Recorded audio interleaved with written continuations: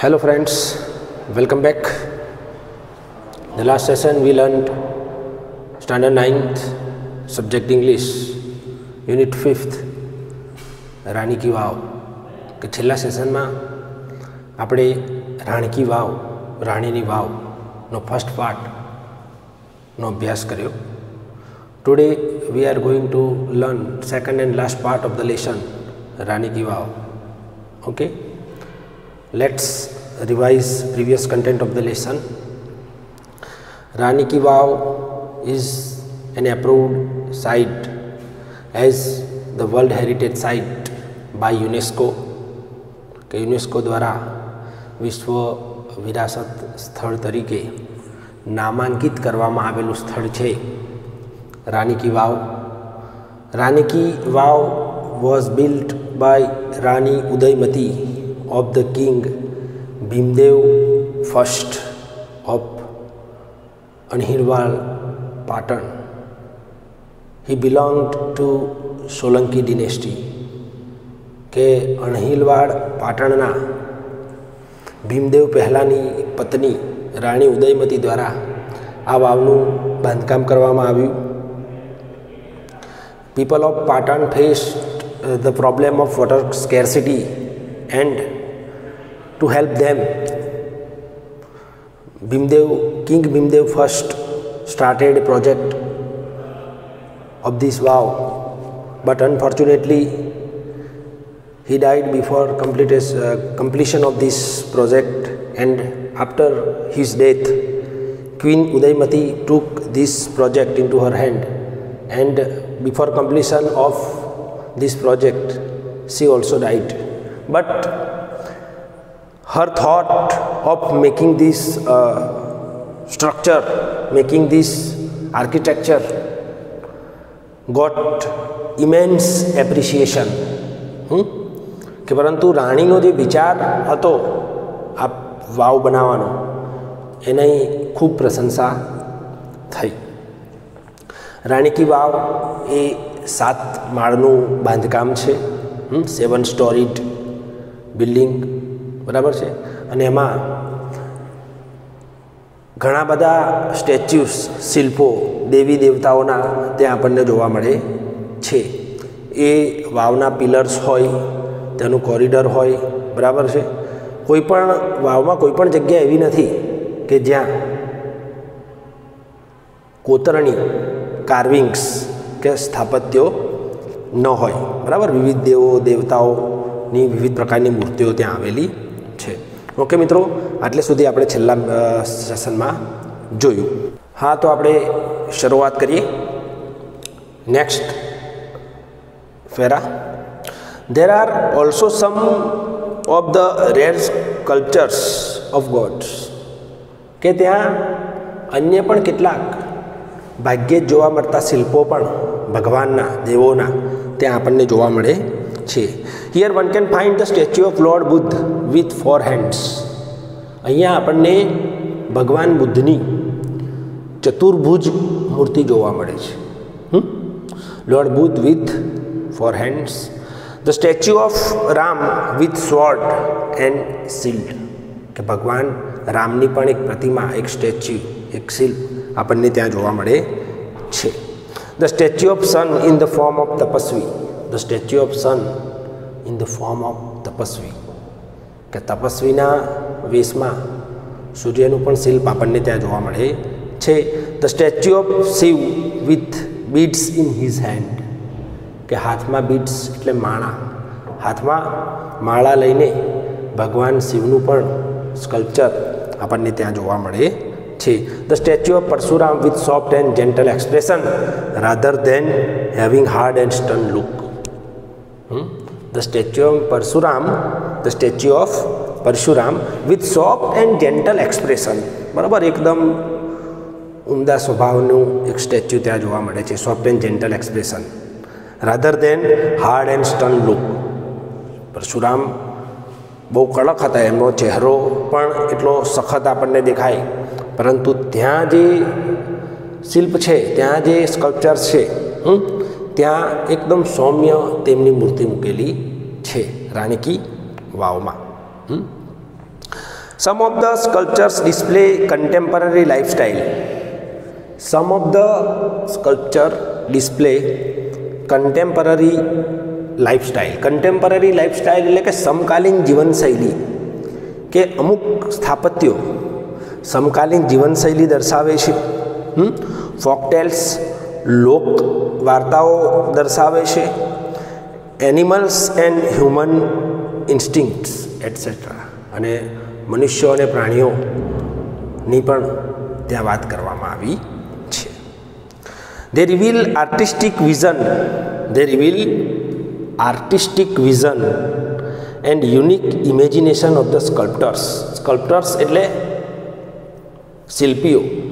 They reveal artistic vision એટલે કે સુંદર દ્રષ્ટિ એન્ડ યુનિક ઇમેજિનેશન, અને બેજોડ કલ્પના શક્તિ. શિલ્પીઓની સુંદર દ્રષ્ટિ અને તેમની અજોડ કલ્પના શક્તિના દર્શન કરાવે છે. રાણી કી વાવનું કોઈપણ ભાગ, કોઈપણ ખૂણો એવો નથી કે જ્યાં કોતરકામ કરેલું ન હોય, જ્યાં તમને શિલ્પ જોવા ન મળે. એટલે શિલ્પીઓની બેનમૂન કલ્પના શક્તિ અને તેમના સુંદર વિચારોના દર્શન આપણને આ સ્થળે થાય છે. There are nearly 300 statues of Apsaras. There are nearly 300 statues of Apsaras.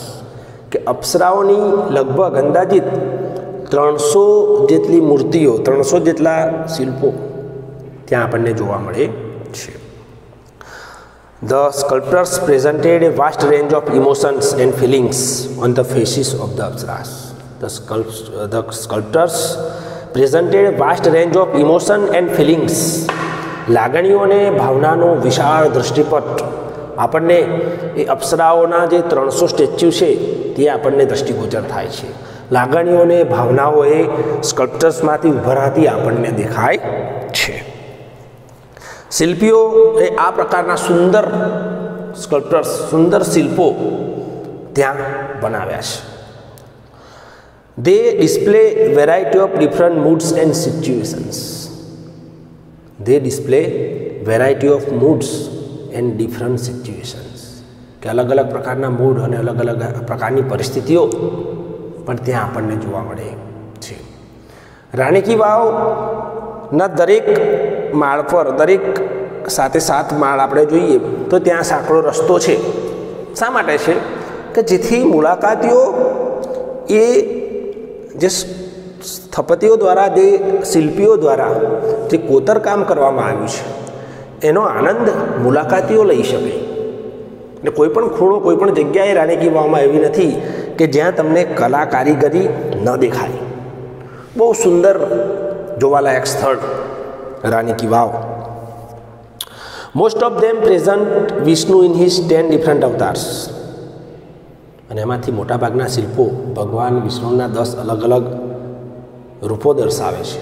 Most of them present Vishnu in his 10 different avatars. ભગવાન વિષ્ણુના 10 વિવિધ અવતાર દર્શાવે છે. The most attractive sculptures are those of, અને એમાંથી ખૂબ જ આકર્ષક શિલ્પો હોય તો તે જોઈએ વરાહ, વામન, Narsinh, Ram, કલ્કી and Mahishasur Mardini.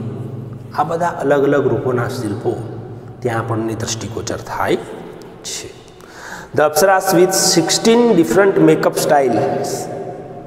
The Apsaras with 16 different makeup styles. એટલે કે 16 પ્રકારની અલગ અલગ શૃંગાર શૈલીઓ દર્શાવતા અપ્સરાઓના જે શિલ્પો છે, 16 પ્રકારની અલગ અલગ પ્રકાર જે 16 છે એ 16 અલગ અલગ પ્રકારની શૃંગાર શૈલીઓ દર્શાવતા શિલ્પો પણ તેની દિવાલો પર, તેની પરસાળમાં, તેના કોરિડોરમાં આપણને જોવા મળે છે. 16 શૃંગાર શૈલીઓ દર્શાવતા શિલ્પો. Add to the grace of this unmatched structure. કે આ બેનમૂન જે રચના છે, આ અદ્વિતીય રચનાની સુંદરતામાં આ જે 16 શૃંગાર શૈલીઓ છે અપ્સરાઓની, તે તેની મોહકતામાં ઉમેરો કરે છે. તે તેની મોહકતામાં ઉમેરો કરે છે. ખૂબ જ નયનરમ્ય દ્રશ્ય આપણને લાગે છે. The stepwell also focuses on the holiness of water. The stepwell also focuses on the holiness of water. કે તે પાણીની પવિત્રતા પર પણ ભાર આપે છે.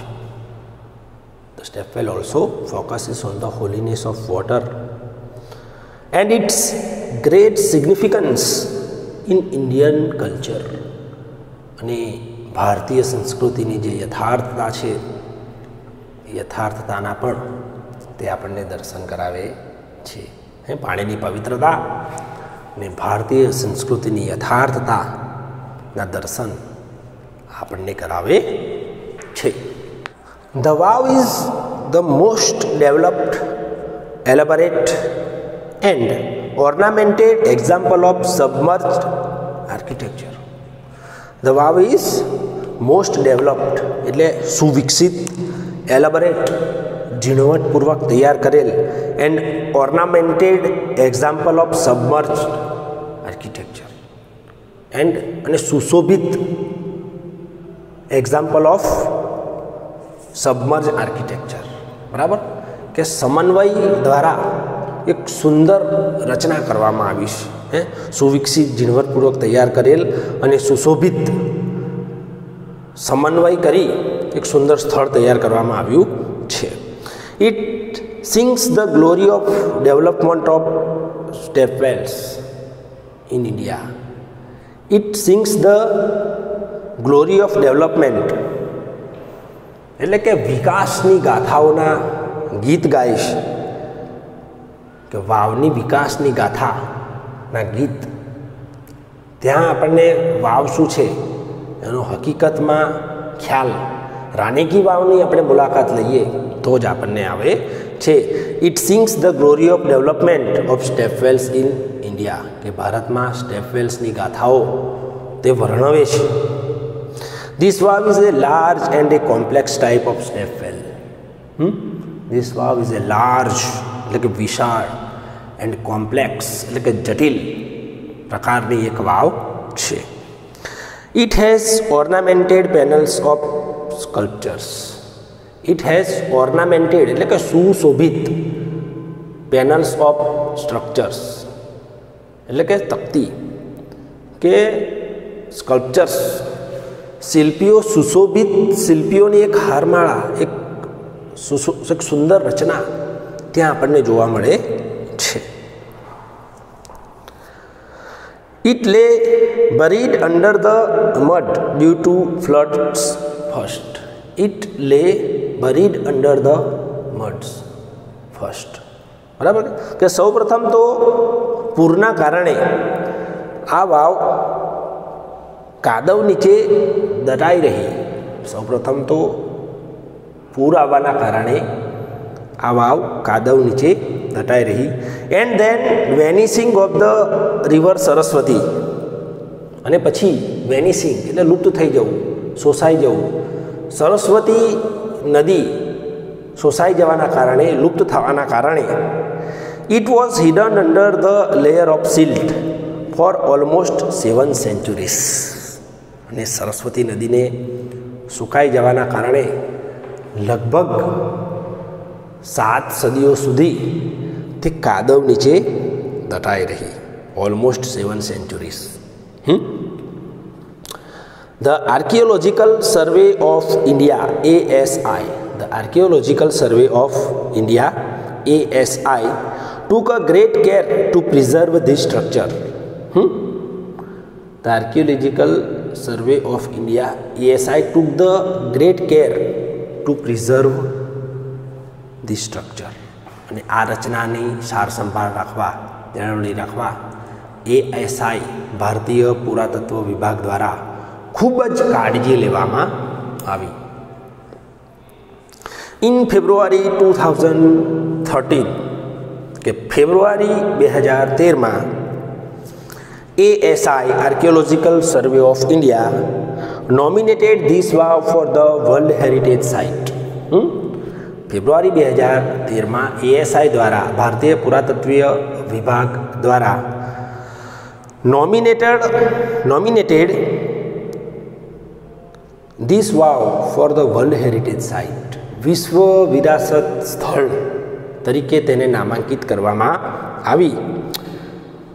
with the excellent teamwork by the ASI, with the excellent teamwork by the ASI and the state government of Gujarat, કે ASI અને ગુજરાત સરકાર, ગુજરાત રાજ્ય સરકારના સહિયારા સુંદર પ્રયત્નોથી કે ASI ભારતીય પુરાતત્વીય વિભાગ અને ગુજરાત સરકારના સરાહનીય પ્રયાસોથી, સહિયારા સુંદર પ્રયત્નોથી it got recognition by the UNESCO દ્વારા તેને વિશ્વ વિરાસત સ્થળ એટલે કે વર્લ્ડ હેરિટેજ સાઇટનું માન આપવામાં આવ્યું.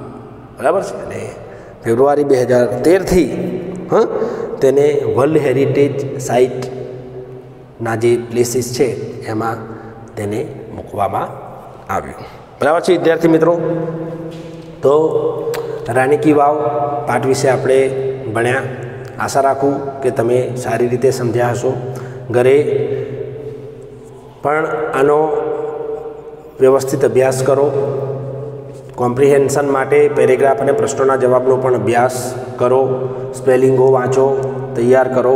બરાબર છે. કોઈ પણ પાઠના સ્પેલિંગ અચૂક તમને આવડવા જોઈએ તો સ્પેલિંગ પર વધારે ધ્યાન રાખો અને લખવાનો મહાવરો રાખો. ઓકે વિદ્યાર્થી મિત્રો, થેન્ક યુ.